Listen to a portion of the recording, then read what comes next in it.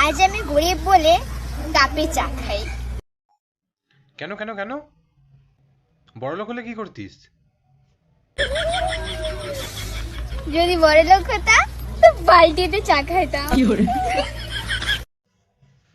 ভাগ্যিস তুই গরিব আছিস, তাই কাপে চা খেয়ে কাজ মিটে যাচ্ছে। যদি বড়লোক হতিস কি হতো ভাবতো। হুম। চা বেশি খেলে এমনিই শরীরে নানান ধরনের অসুবিধা হয়, তারপর বড়লোক হলে এক বালতি করে চা খেতিস, শালা দুধ কিনতে কিনতেই ভিখারি হয়ে যেতিস, আবার গরিব হয়ে যেতিস, তখন কি হতো? কে বাঁচাতো তখন তোকে? ওই জন্য ভগবান যা করে মঙ্গলের জন্যই করে, বুঝলি? ভাগ্যিস গরিব আছিস। খা, কাপেই চা খা, চা খেয়েই শান্তি পা।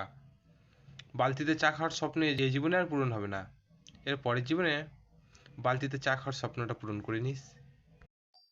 গরিব হয়ে থাকে ভালো, এই তো আমিও গরিব, গামছা গায়ে দিয়ে ঘরের মধ্যে বসে আছি। বাইরে কি স্যুট বুট আর কোট পরে ঘুরতে গেছি? গরিব হয়ে থাকাই ভালো, সবার নজরে পড়বে না। বেশি বড় লোক হলে ইডিতে তুলে নিয়ে যাবে। বর্তমানে পশ্চিমবঙ্গের অবস্থা ভীষণ খারাপ, কার বাড়িতে কখন রেড পড়বে কেউ জানে না। গরিব হয়ে আছিস, ভালো আছিস, শান্তি আছে। এই যে আমিও গামছা গায়ে দিয়ে বসে আছি, শান্তি আছে। যদি এক বালতি করে চা খেতাম, ঠিক সালা রেড পড়ে যেত, ঠিক খবর চলে যেত ইডির কাছে, বুঝলি?